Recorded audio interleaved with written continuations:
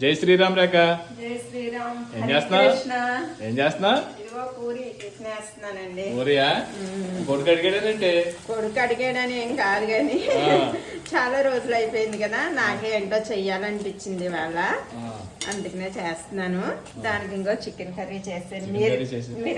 పని పెట్టుకుని ఇవన్నీ అవసరమా? పర్వాలేదులేండి, దానికేమైంది, పని ఎప్పుడూ ఉండేదే కదా, అలా పని ఉంటుందని తింటాం మానేస్తామా ఏంటి చెప్పండి. అంతేలే, అందుకనే చేస్తాను. చికెన్ కర్రీ కూడా చేస్తాను పొద్దున్నే. ఇంక చికెన్ కర్రీలో పూరి వేసుకుని తినేయండి. పాపం రోజు ఏదో ఉప్మాలు ఏదో చేసి పెట్టేస్తున్నాను. కష్టమైన పని చూడండి, ఎంత కష్టమైనా చెయ్యాలనిపిస్తుంది. అందుకనే కష్టమైన కొంచెం టైం తీసుకైనా చికెన్ కూర పూరీలు చేస్తాను. మీరు మీ కొడుకు ఇంకో ప్లేట్ ఇస్తాను, పట్టుకెళ్ళి తినేసేయండి. హాయ్ ఫ్రెండ్స్, అందరికి శుభోదయం. అందరూ ఎలా ఉన్నారు? బాగున్నారా? మేమైతే చాలా బాగున్నాం. చాలా రోజులైందండి. ఇంక ఇంట్లో కూడా చూసుకుంటూ ఉండాలి కదా, బిజినెసే కాదు ఇంపార్టెంట్, ఇంకా అన్నీ మనకి ఇంపార్టెంటే కదా. ఇంతకీ ఊరు వస్తున్నారా సంక్రాంతికి? ఎంతమంది వస్తున్నారా కామెంట్ చేసేయండి.